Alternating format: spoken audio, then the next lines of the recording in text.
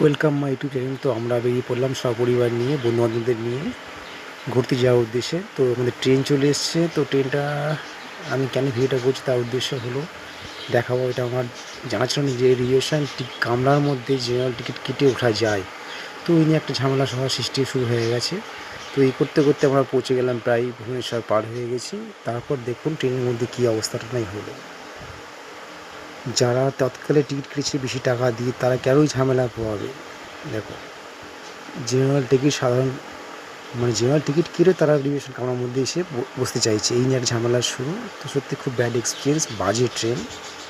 আমি তো ভেবেছি জীবনে কোনো ট্রেনে আর কোনো পুরী আসবো না, কারণ সকাল 9টা থেকে রাত্রি 1টার সময় আমাদের পৌঁছালো পুরী স্টেশন। খুব একটা ব্যাড এক্সপিরিয়েন্স, ফালতু ট্রেন।